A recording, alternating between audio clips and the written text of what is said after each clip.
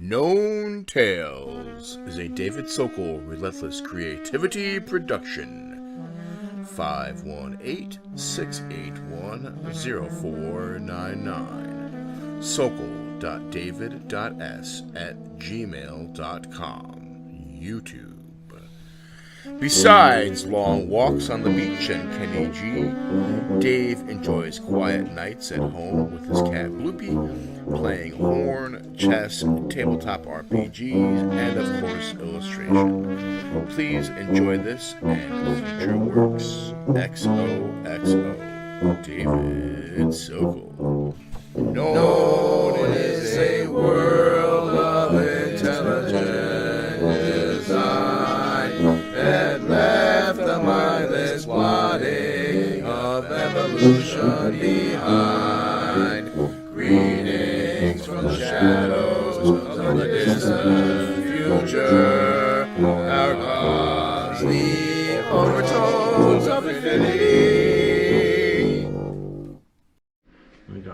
All right. Greetings.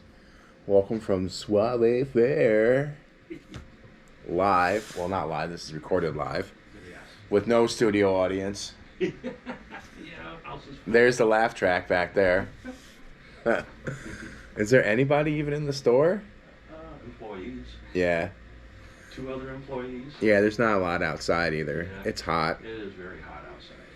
So, let's see. So I'm working on page, I think this is page 25 or 26 from the Enchanted Cimbasso of Gnoghn. So Known Tales is, I guess you'd say, life's work, a book series that I'm working on in various, like, media. Some of it's this kind of graphic novel format. Some of it's taking the graphic novel and putting it up on YouTube in snippets with voiceover and brass underscore. I do play bass. I don't know if there'll be bass on there too or not. The first video was all just vocals and horn. And then the second video was I had taken my, I had to do repairs on my French horn. So that's apart in pieces right now. And the second one was Alto Horn, which I'm familiar with Alto Horn. It's basically like euphonium, a little euphonium. Oh, there's my favorite doggy. She loves me. Hello, sweetie. She doesn't like your beard, I guess. Yeah. She just has a crush on me. She doesn't know how to deal with it. Oh, yeah, she does. Hello, sweetie. Hello. Okay. Come on, Lily. Just being aloof, huh? Playing hard to get. Yeah, she's just being toughy. She's a lamb. Hello, sweetie. You gotta go out, Lily. You're so pretty. You gotta go out. We're gonna go back upstairs. Let's go. There's one in the works that's just like audiobook style with sketches that are like, say, instead of like 3 seconds long, like a minute long or however long it takes to get from section to section. The chapter would probably be like what would be, say, 8 or 10 pages. So whatever, there's 250 words to a page. So, you know, that size format. The video that you did, that 433, how many pages was that? It was really like only a couple. That's 12 pages. That's a 12-page episode. Yeah, which I've done most of the pages on some capacity here. Right. Recording-wise, I have a single condenser mic and into an audio interface into my computer. And then I use open source digital audio workshop. Sure. You know, Audacity. And all the voices in that 433 was all you. Everything that I will be releasing as of right now will all be me. All you. I mean, if somebody else ends up coming in on it, that's, I guess, open, but I don't require anybody else to do for really the foreseeable future. Yeah, like the very foreseeable future, you know. Yeah, really cool. Yeah. So, yeah, that was probably like, say, I recorded the voiceover stuff, hello, beautiful, in snippets. So it was about 25 vocal tracks and then 4 horn tracks.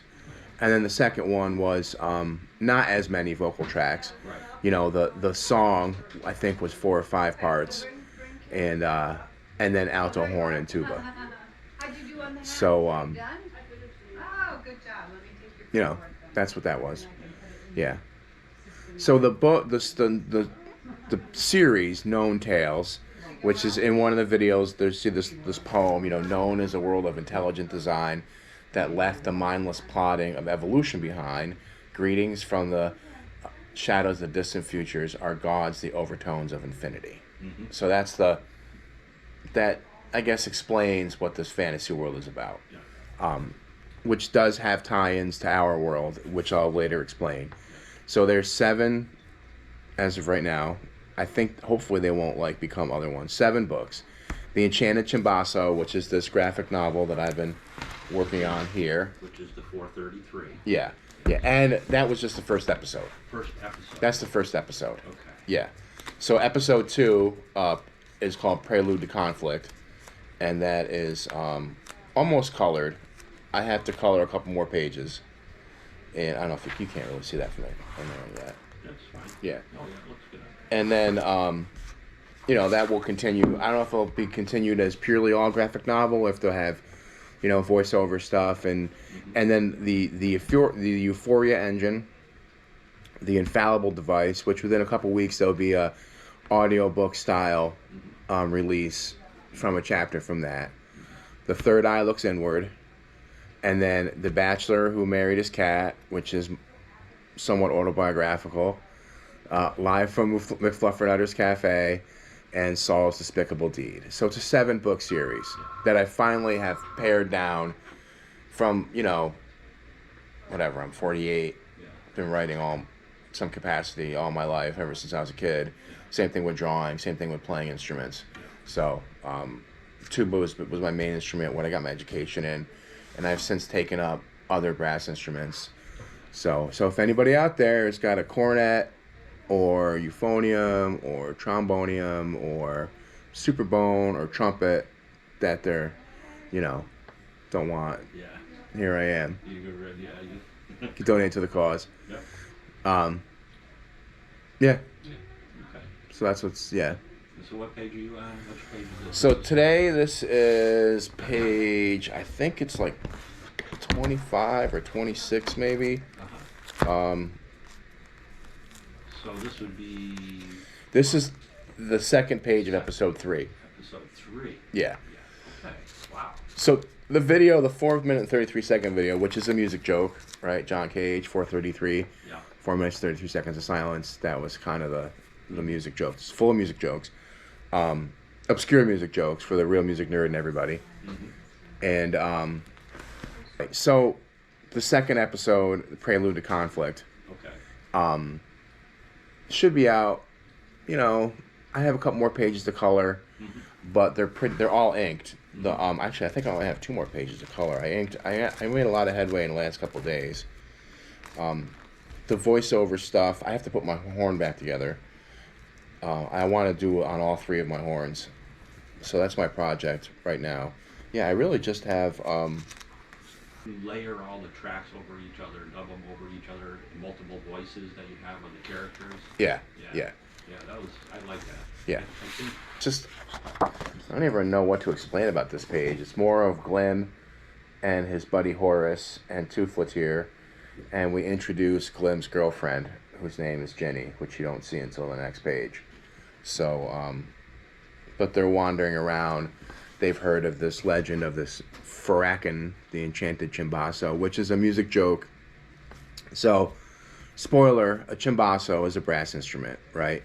It's a very old design. It was like mid 1800s, and I'm pretty sure it was Puccini didn't like the sound of the German tuba, so he had this thing called cimbasso made, which is basically, it has a bell like this, sort of like a trombone. It goes like this, and then it's bent 90 degrees, and there's valves in the front. It's basically a tuba, but it has a much more narrow bore, a lighter sound. It's not big and woofy. And then in the last probably, I don't know, let's just say 20 years, it's had a really big resurgence in popularity. Starting in film score, and then, large opera companies until then would just have tuba players play the Cimbasso parts on tuba. But then, as people started to kind of have Cimbassos, they went to having people playing on Cimbasso. So there's a large Cimbasso called the Kraken that's used in film score, and they've been using it in film scores for a long time, and it's a big horn. It's like 6/4. It's a big instrument, and they use that to make like a lot of like undersea sounds and brrr, and whatnot. And so when I saw that, I've wanted a Cimbasso for the longest time. They're very expensive because they're niche instruments. They're not school band instruments, so it's not like they're really like mass produced so much. But that one's called the Kraken, and so Fracken, FFF, Racken, at triple forte, 3 Fs in music is very loud. Okay.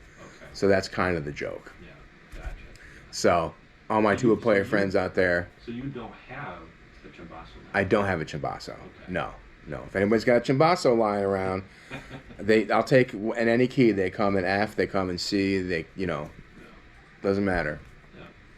So yeah, actually, I don't know of one around here. I mean, someone may have one, but I don't. I in LA that gets around a lot on Cimbasso, and I don't know.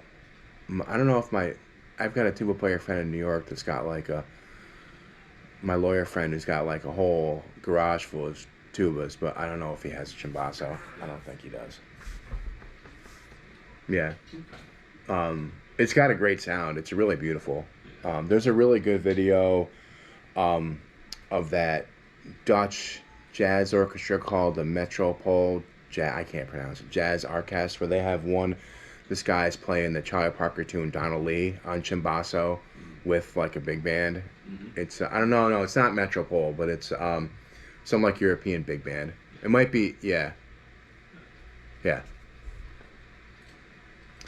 You'll see there's a really cool video of like music from Game of Thrones with like this New York low brass choir with trombones and tubas and Cimbassos and that. So if you can see that in there, yeah.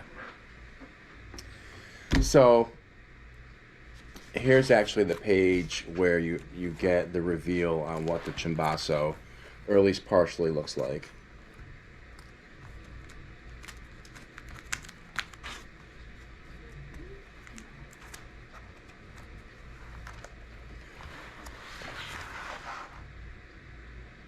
And of course, because this is magical, it'll probably have, I don't know, wings or feet or a tail, or there's various versions that have been sketched out. But until it really hits ink and finds itself in here or finds itself in YouTube, it's not entirely canon. But once it's in here or it's on YouTube as a video, then it's canon. Right. So everything is kind of like up in the air until it hits. Yeah. So today is some inking, and then I think it was also work on the second page where you meet Ginevra Khan. And actually that character comes from, I played Glim in a role-playing game for about 2.5 years. It was, for the game nerds out there, it was Shadowrun, but done Savage Worlds. So what Shadowrun is a dystopian future where magic entered the world right around Y2K, and there's always mutations where you got dwarves and elves and orcs, and suddenly there was magic in our technological world. And then the corporations took over and kind of deposed the governments, so the world is run by corporations. Also, while the elves like took over Ireland, and there's all these warring factions, and it's dystopian. And the Shadowrunners are like bands of people that live on the edge of the law, doing adventures, like you would in any other role playing game. Now, Savage Worlds is a role playing system that is very popular, and we just took Shadowrun and modified it for Savage Worlds, which other people have done. So I played Glim in that story, and he was about to get blown up and die a horrible death. Like, I rolled failures. Glim was dead, but the game master, he had this kind of girlfriend he was palling around with, who was like this time traveling genie, and him, Horace, and Ginny, were kind of a throuple, you know, and she basically scooped him up and traveled back in time to 2011 somewhere in Maine and saved Glim. Now we're currently playing that story where, since Glim basically died to me, now the game master takes control of that character and can use that character as a non-player character. So Glim is kind of in my game night crowd somewhere in the background. But my world that is our world that links into Gnoghn is kind of like in Western Vermont. Not kind of like, it is in Western Vermont. So that's where McFluffernutter's Cafe is. And the two humans that you see wandering around, that's where they're based out of, which you'll get a little bit more as. So you're getting a lot of spoilers, but, you know, for the millions of people that watch the video. Yeah. So a lot of like so when I do the score, even though I write and read music, I didn't write the stuff out. I just played along and tried different tracks, and I improvised a lot anyway. And it didn't make a lot of sense for me, just me, to take the extra stuff to write stuff out and play it when I could just play it. Even though I may do that if I want to do like larger, more complex harmonies or counterpoint or whatever. But this stuff that is written out music, it's not, if you look at it closely, it's not exactly playable in the sense that it, you know, it's to say like this sounds like music, except that it's close. And I have started to actually write out pieces for solo tuba or cimbasso or, you know, or whatever, bass trombone, anything kind of in that realm, that there's a couple people that I would like to record them or have them record it on their own instead of myself, which would be kind of cool, because I do want to bring other artists in, you know, but I don't want to depend upon other artists. So if I were to say, bring in another musician, oh, I really like your story, I want to play something, well, and then let that happen, and then be done. Yeah, it could be very easy, where the nice thing about Audacity is that you can share it. So you could put the Audacity up on, say, a Google Drive. Someone could do their part and then share it that way. And then I could then take their part, and I could do some posts, which I didn't actually do any posts on this at all. I didn't do any. I messed around with reverb and distortion and flange and compression and phasing and stuff, and I got too far into it and it just ruined tracks, and so I just recorded it. So it's same thing with other illustrators or even other writers. I mean, there's lots and lots of characters, and there are 7 books. So as long as they respect what is canon, they could write. And then with my approval, which I would think if I trusted somebody enough to let them write, then I would just approve it as canon. Then the canon would grow. So it sort of fits like my sense of humor and my kind of I don't know, science-y imagination. You know, my big influences would be Dune, The Discworld by Terry Pratchett, Hyperion by Dan Simmons. There's a really great comic book series called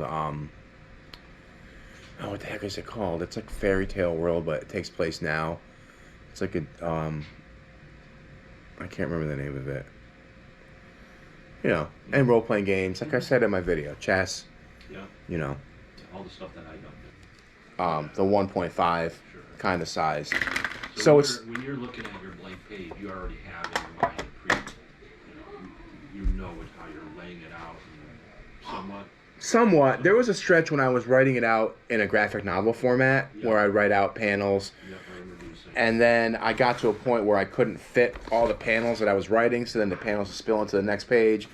And then I got kind of like overwhelmed by all that. So here's like this finished page, the splash page. It's not, I mean, it's just a splash. It's not meant to be a great page, but ink, let's see. I have different. Actually, let me start. Let me do a different one. This one. It's got a lot of glare on it. Oh, it does. Unless you want to take it out and show it. Yeah. Cool. So I've come to the conclusion that when I start to graphite pencil is my first medium, First medium. right? Goes on As most people, you doodle when you're a kid, you sketch. It's my first kind of obsession when I got into art supplies. Yeah. So I pretty much sketch this out in pencil almost completely. But when I start to sketch and I'll have a hard time referring to something, I'll add some ink as points of reference. But I have to say, I know what I want to say in the story, Yeah. but I haven't necessarily laid it out in my head entirely. Right. So it's as it moves along, it comes about. It comes about, yeah. And then I start to add. So it's kind of a lot of improv, but maintaining the storyline. Right. Yeah. Yeah. I do recognize that once you start laying down ink, you reach a point of no return. So that's why my process is kind of slow, because the last thing I really want to do is be like, 10, 12 hours into a page and then bungle it and have to scrap it. Which sometimes that's how I get canon. I'll show you where, I think you know the page where I got some canon out of that. And then I start to add ink, and I've recently found those multicolor Le Pen pens, which I'm pretty fond of. And then I use a pretty good collection of like Prismacolor pencils and other colored pencils, markers, Copics and Prismacolors and stuff, and chalk pastels that I blend with baby oil, watercolor pencil, some watercolor. Sometimes I'm not great at painting, so I'll just like slap together some gouache and water. I've just got a bucket of basically water-based paint, and so actually I'll use it. This is the one where an error became canon. Right here, when Bawoop is saying humans, I had misspelled. I'm looking for a bottle of terpenoid. Not, Okay, tell me what you're making. Okay, so we're doing a video. Oh, okay. And this is going to be a storyboard. Actually, it's kind of it's a book. Okay. It's a graphic novel, which is part of a much larger book series, which I also do YouTube videos where I do voiceovers and play horns and do these like multi-tracked YouTube videos. Okay. And do you do your own editing? Because I found that it's so labor intensive to do the editing. I do it all myself. You do every bit of it. The voiceover, the horn playing, I do the tracking on my computer. Okay. And, the music adds a lot to it, right? Yeah. Yeah. I worked on doing a trailer for an artist biopic. Yeah. And got as far as like finishing the trailer. Part of it was that the story changed. The artist lives in Wenatchee, Washington State. Yeah. And I got footage in the spring and the fall, thinking I was going to get use that as an arc of story, because she's largely a landscape painter. But then there were the fires, and suddenly the story changed. It's like a collector with 18 of her best paintings burned up.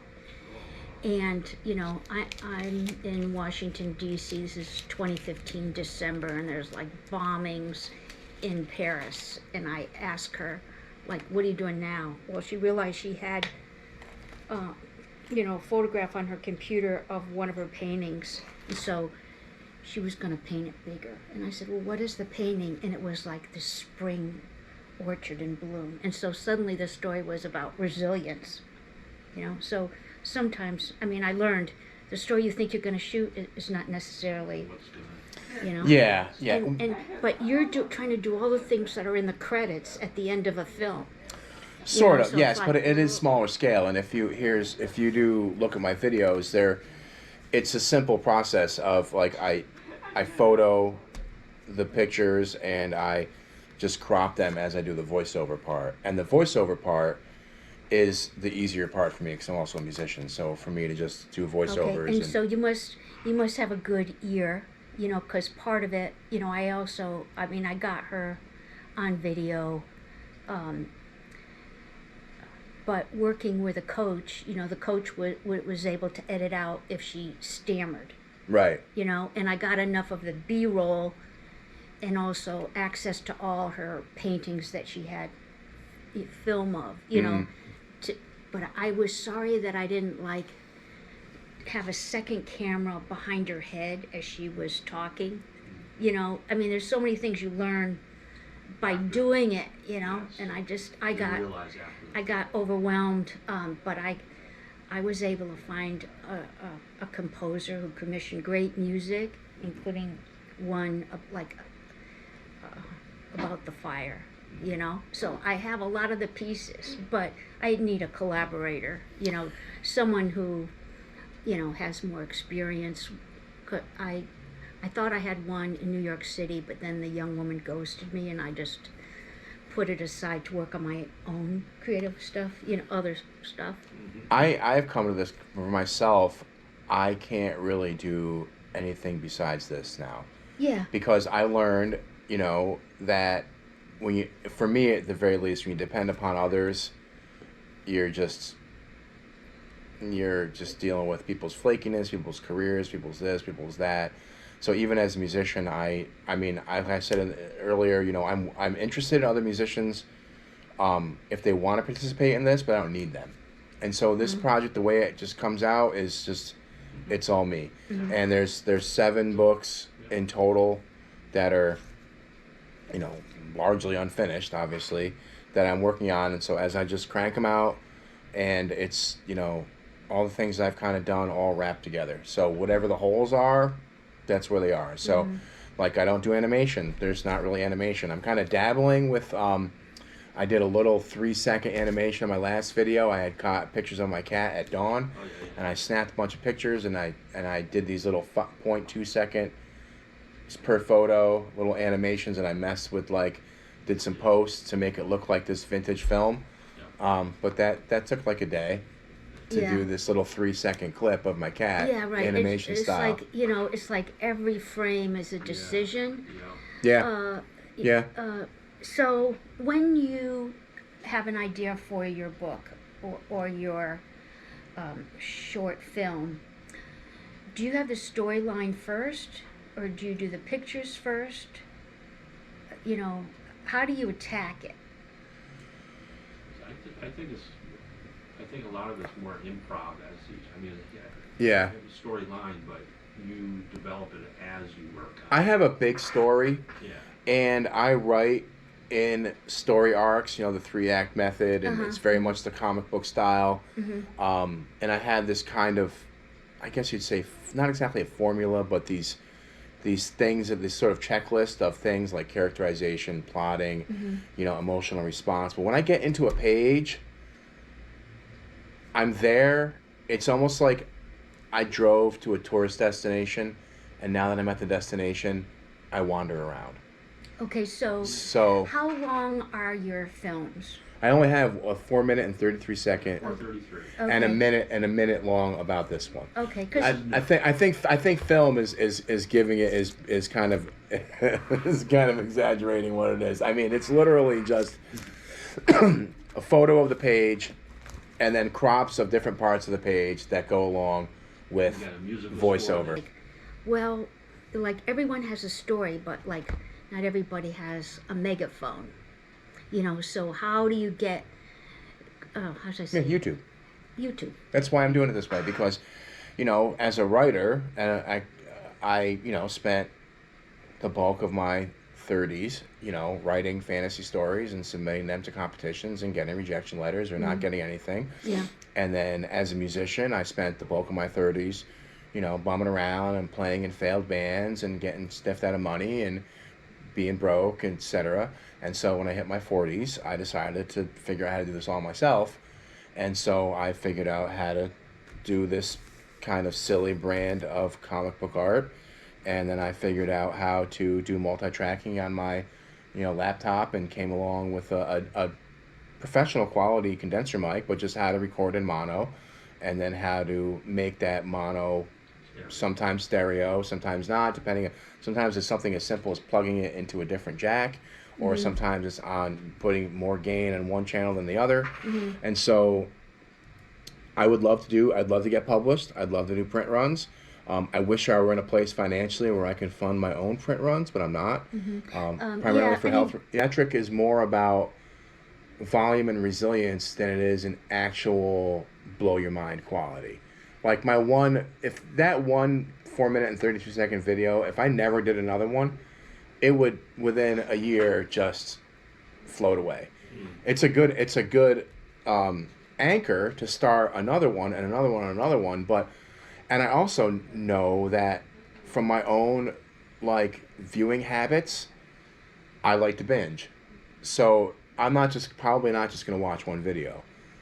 So you want to. You want a bunch. I want a bunch. Yeah, no. Yeah, so the goal is by the end of the... I don't want to be here, I don't want to be here. Right. So, I'm...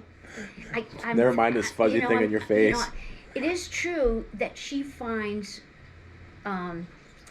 terrible cooks or great cooks or personalities online, and if they're funny or if they're somehow emotional, if they are a person that colors outside the lines, and she thinks they'd be interesting, then she makes, with her team, short videos to present them to the decision makers, in Los Angeles. But it's something like, okay, yeah, going viral, you get a lot of attention, and then who pays attention to you? And where does what you're making fit in to something, so you've already done your research. I don't think I can predict the future, and I don't want the hegemony, the decision makers, to determine my fate. So it's trust me, it's not easy kind of being out on the fringe and not submitting to organizations and submitting to panels and submitting to juries and taking auditions and doing all these and wanting people be signed by record labels or whatever. I don't want it. This is my fate. I'm here for a limited time, and so that is, I let the masses, whatever small slice of the masses that think I'm cool, enjoy what I'm doing. And I'm clearly not alone in this, because there's lots of people that do it this way. But one thing, one of my horn teachers out in LA, Dylan Hart, fabulous horn player, one of the first call studio guys, said it applies to this even though it was said in a musical standpoint. Okay. And in air informs sound, sound informs technique. You can't knowledge your way through a situation. So what that translates to me in my overall art that I'm currently kind of chewing on, it may change, is it has to be kinetic. It has to have motion to inform its media. And then the technique is developed to enhance and realize what you're trying to do. But knowledge of, let's say in music, knowledge of acoustics and physics and biomechanics, kinesiology and pulmonology, and all these other things are at the end of the chain, not at the beginning. You can't use that stuff to inform the sound. It's air that informs sound. And so with this, it's light that informs What people this. see. Right. If it's food, it's, organic material that informs what you eat. So that, to me, it has to come first. And it's, so the air, another way to look at that is that sort of like the 5 Japanese elements. Air is communication. It's disseminating of communication. It's movement, motion, exchange of ideas like we're doing here. That's what drives. That's what informs creativity. Thanks, Dill. Hopefully you'll see this. I'll send you a copy of it. No. Okay, well, Yeah. thanks. Thank you very much. Thanks for sharing Yeah. what you're doing. Yeah, thank you for yeah. thanks for talking. Yeah. Yeah, and thanks for telling me about your story. Yeah, and the main thing is to keep going.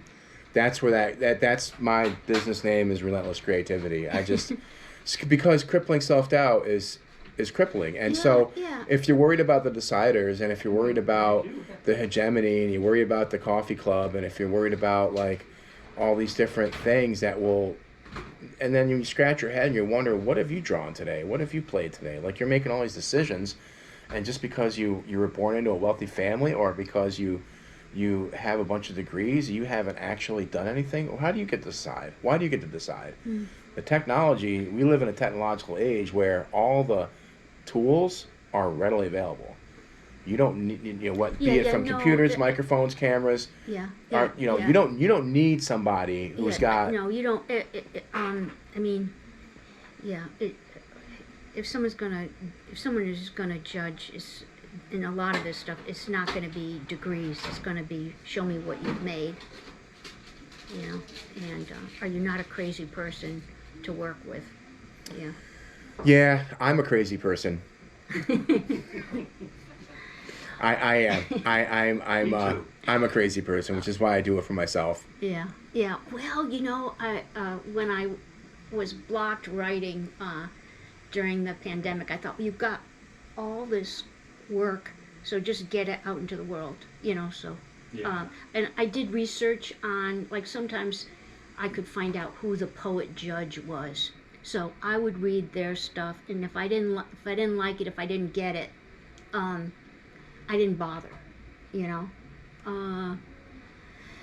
so I have a better hit rate than if I didn't do that, Yeah, know your audience kind of thing. Yeah, right. It's like, just do a little research, because there's so many journals, there's so many deciders. And then another thing that helped when I was blocked was I started making collages. Yeah. It's just bump to, like, you run out of words, just start cutting stuff out of magazines and just bump the images together and see what you get. Don't be afraid.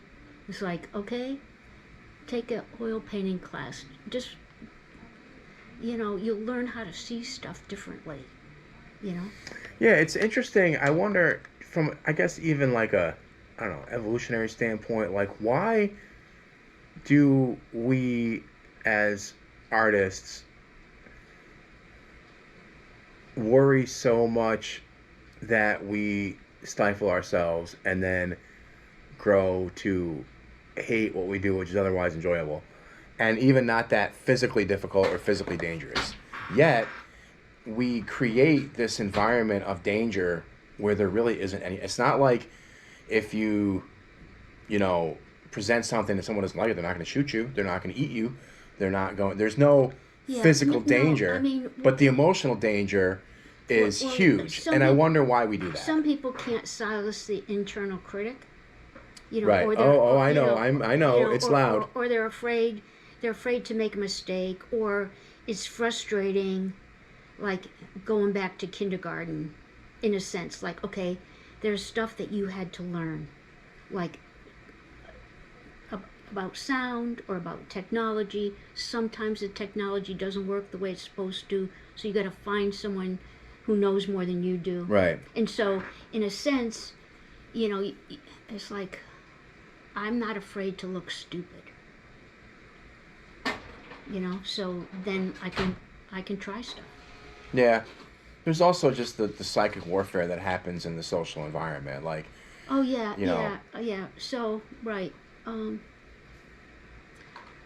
But I mean, I just think some people are armed either because of their early nurturing or by their innate personality, they're a little more resilient to the messages they either got at home or in school or in the neighborhood, or you know, so some people are more vulnerable, or Yeah. they're at a time in their life where they're more vulnerable, you know. Well, I'm hoping that this wave, our time, will encourage a gentler environment. And I think part of it is the platforms that we have allow for so many more players. I mean, in the age of, say, you know, one journal, or the age of, you know, only a couple of TV channels, or the age of, you know, a couple of record companies, maybe it was a lot more of a violent Yeah, well, scene. I was hoping with the internet that the world would get more more democratic, you know, because there would be the sharing of information. So some ways I see it, because like everybody now has a cell phone, so they can take a video of an African American fellow, you know, being beaten up, you know, and like, oh, okay, now I get it. You know, my friend who was afraid, part of my writing group, young African American male, was afraid to walk from my house to the metro in D.C. I thought he was paranoid. It's like, why? But now I know, it's like, okay, he had a reason to be paranoid, because it's a largely white neighborhood, you know. Yeah. The older black man who lives in the neighborhood, he's walking his corgi dogs, or he's holding the hand of his little daughter. They're his bodyguards, you know. I didn't get it. So I think, yeah, there's hope, even as we see that, you know, some of social media divides us more, because it depends who people are listening to or looking at, you know, where are they getting their information, and are they only getting it from people who agree with them? Yeah, I just don't think that can be controlled. I think that's the free for all. That is freedom, and all the bumps and warts that go along with it is and all these sort of virtual empires that arise and fall sometimes in the same day, you know, and then you got cancel culture, and you have all these things, and I don't think it should be controlled. I think it should just be allowed, and then whatever happens, Okay. you know. But then again, then you can come up with examples where that's not a good idea. If you're disseminating hate, if you're disseminating, like, you know, like, I don't think you should obviously allow like white supremacists to, I don't know, it's Yelling fire in a fire in crowded a theater kind of thing, yeah. Right. Well, I'm gonna meet up my husband for music. Cafe Lena has 6 stages going on. Really? Today from noon to 2. Oh wow. And so there's one called Girl Blue. So I'm gonna walk down the street. But It's very nice thanks. meeting you. Thank you very much. It was great. You Yeah. gave me lots to think about. Oh, you too. Thank you very much. Take care. I wonder how long I can leave my car double parked on Broadway before. Probably all afternoon. Get multiple tickets.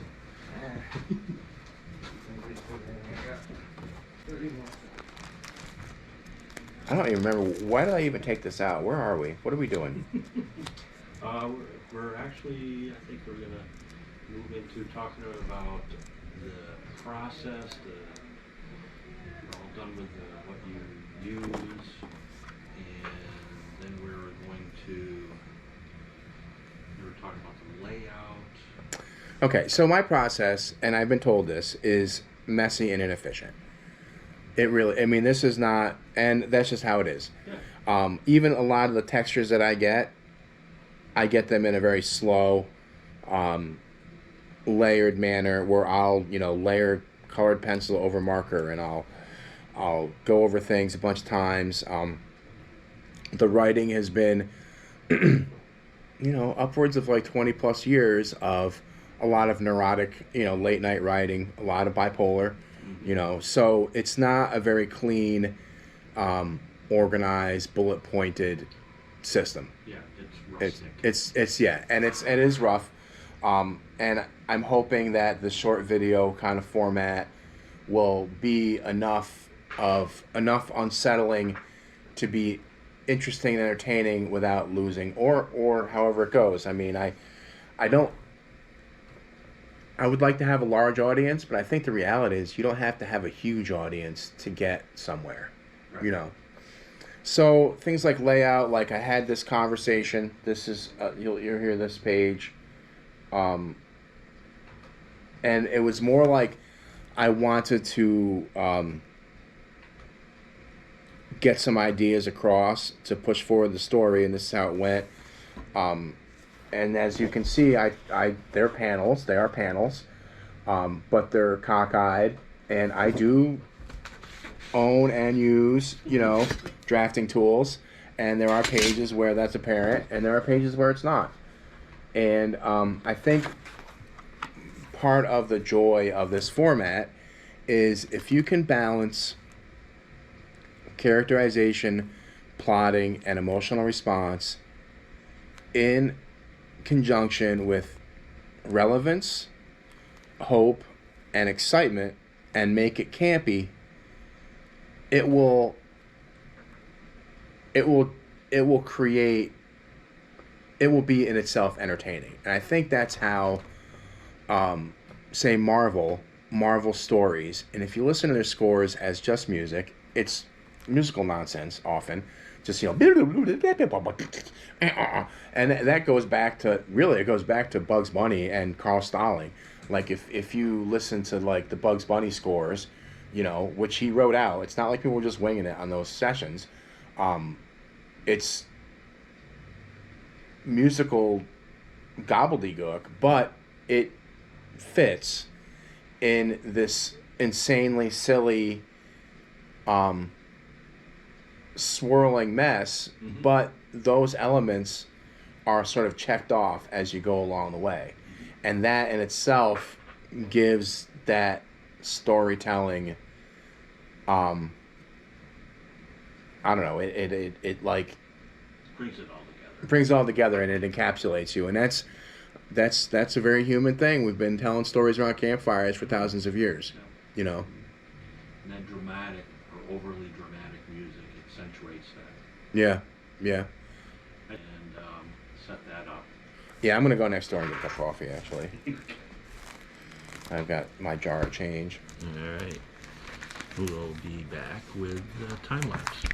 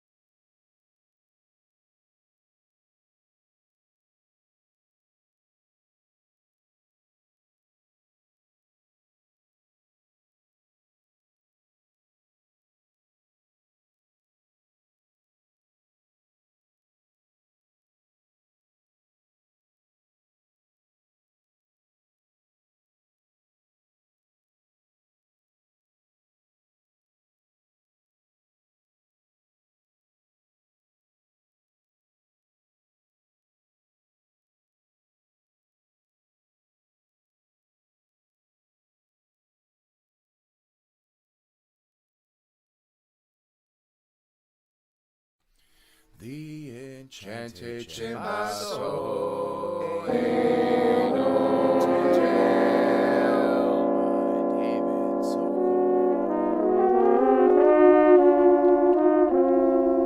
Episode 1. The Gang's All Here.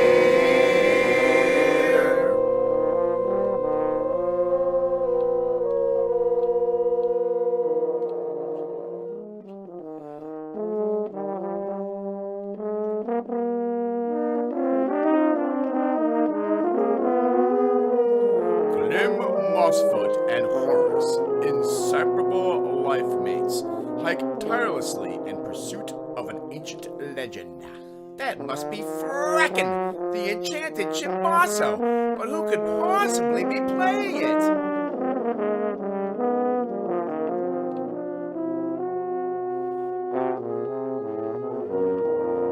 Arthur Cognac and Saul Skortico.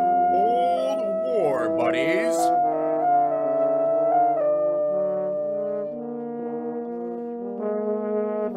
Also pursue the ancient legend. Is that the Enchanted Cimbasso? Must be.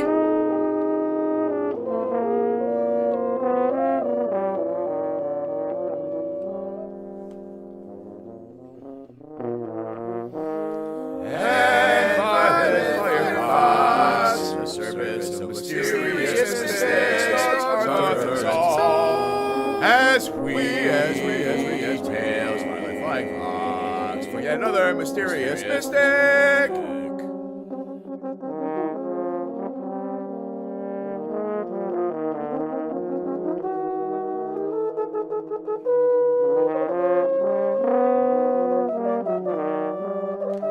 Meanwhile, deep beneath the Amethyst Archipelago, at Arcton Ring, the Mad Dungeoneer's abode,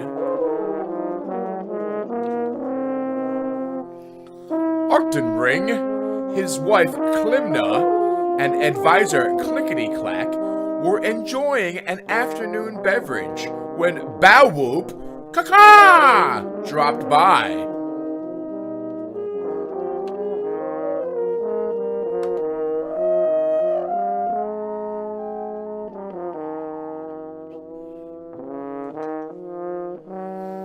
You must have heard, frickin' the Enchanted Cimbasso has been found! We have not! Oh, please do tell!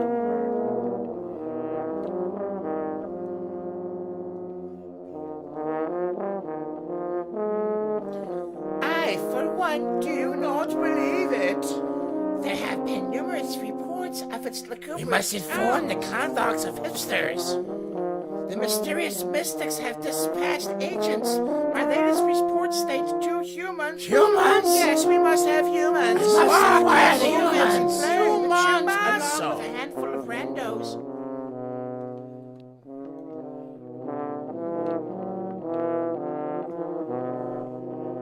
No way! Could it be?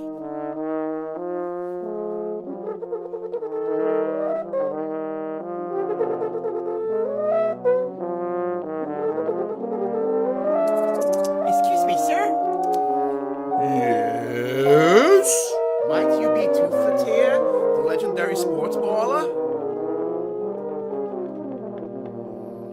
Yes!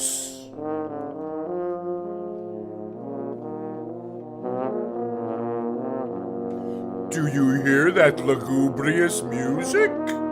We think it may be frackin'. The Enchanted Cimbasso? Yep.